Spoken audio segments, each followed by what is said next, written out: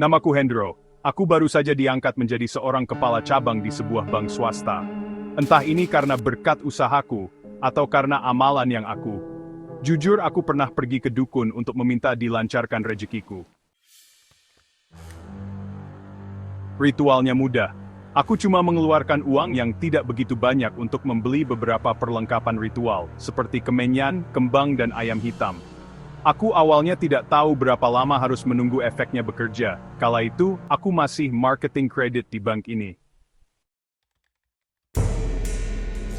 Hampir setahun dengan performa biasa-biasa saja, akhirnya aku diangkat menjadi kepala cabang di sini. Aku tahu perusahaan sedang membutuhkan kepala cabang, karena kepala cabang sebelumnya tiba-tiba saja minta musisi. Padahal masih banyak kandidat lain. Apalagi Pak Tony, manajer marketing di sini, dialah atasan saya saat saya jadi marketing.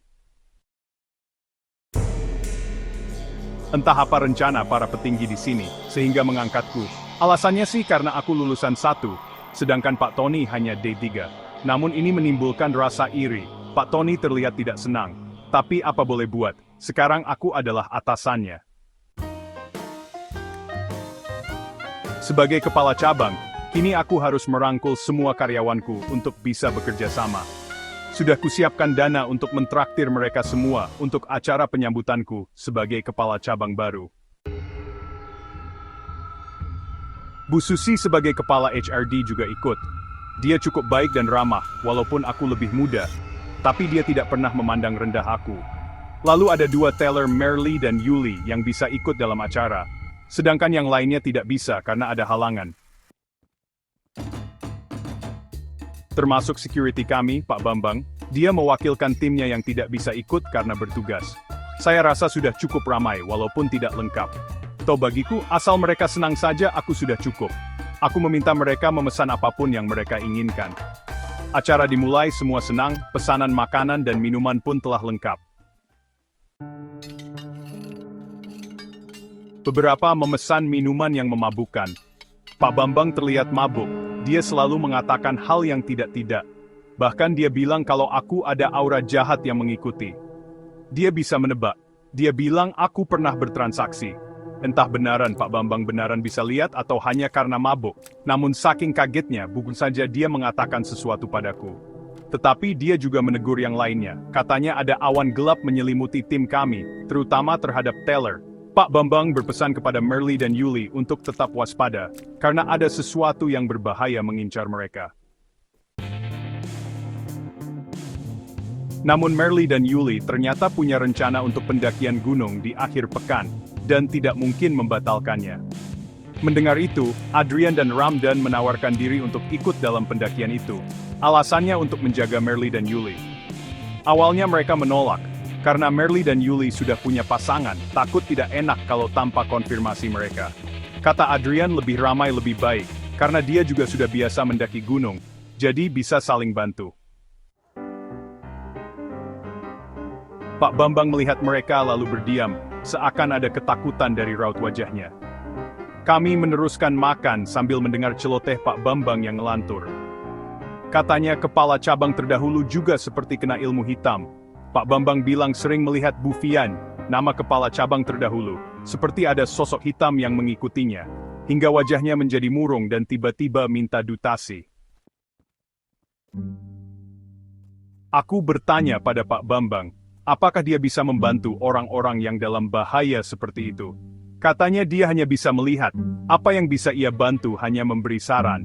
Pak Bambang menyarankanku untuk memutus kontrak jika memang pernah menggunakan jasa ilmu gelap, karena resikonya akan sangat besar. Mendengar itu, Bu Susi sedikit bercerita, sebenarnya Bu Fiani mengalami hal buruk.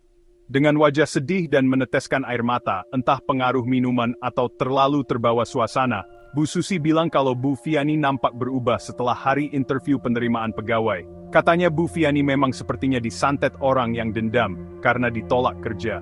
Sejak itu, Bu Fiani sering murung, dan ada isu yang bilang kalau pelamar-pelamar kerja yang dia tolak, telah mendatangi rumah Bu Fian, menyatroni rumahnya, merampok dan melecehkannya. Isunya seperti itu, hingga membuat Bu Fiani tidak fokus dalam bekerja dan meminta untuk dipindah tugaskan. Mendengar itu aku merasa seram juga. Apakah benar ilmu hitam berefek? Aku sudah tidak terlalu yakin karena aku butuh waktu yang lama untuk naik ke posisi ini. Pak Tony menimpal, katanya semua akan kena imbasnya. Siapa yang menabur, dia yang menuai, seolah ia menyinggungku karena promosi jabatan ini. Jadi, singkat cerita di hari Minggu karena libur, aku pun pergi mencari dukun yang pernah aku pakai dulu. Aku ingin menanyakan tentang kondisiku. Apakah benar amalan darinya bekerja? Dukun bilang, kalau kamu terus percaya padaku, kamu akan sukses. Kalau kamu tidak percaya ya sudah, tidak perlu ke sini. Aku cuma berpikir, apakah akan terjadi sesuatu yang buruk jika terus melakukannya? Aku tanya juga, apakah ada cara lain? Misalnya membatalkan kontrak. Semua sudah terlambat, kesuksesan sudah aku terima. Aku cuma harus bersyukur. Namun semua ada harganya, suatu saat, aku akan diminta imbalan atas kesuksesan itu. Entah cepat atau lambat, atau di generasi lainnya. Mendengar itu aku malah geram sama si dukun. Dia nampak seperti mengolokku. Aku pun pergi dan berjanji tidak akan menginjakan kaki lagi di tempat dukun itu. Dalam perjalanan pulang, aku mengalami nasib sial. Ban mobil bocor dan mobilku oleng. Hampir saja terjadi kecelakaan. Aku tidak tahu apakah ini perbuatan sang dukun, atau kebetulan saja. Besoknya aku mendapat kabar buruk. 3 marketingku meninggal dunia saat pendakian. Mendengar itu aku syok. Bagaimana bisa perusahaan harus kehilangan 3 marketing sekaligus? Ceritanya panjang. Kata Yuli, dia dan pacarnya tidak sampai ke puncak. Tetapi Merly bersama pacarnya dan 3 marketing kami yang melanjutkannya. Aku belum bisa menanyakan kronologis kepada Merly karena dia ada di rumah sakit. Semua syok. Namun beritanya katanya 3 pemuda itu jatuh ke jurang dan kehilangan nyawa. Kesialan terus berlanjut saat aku menjadi kepala cabang, mulai dari masalah dana nasabah hilang, tim yang gonta-ganti, tuntutan karyawan, bahkan di rumah pun aku tidak tenang, sering bertengkar dengan istri. Ini bukan kenyamanan yang aku inginkan, kesuksesan yang membuat derita, buat apa?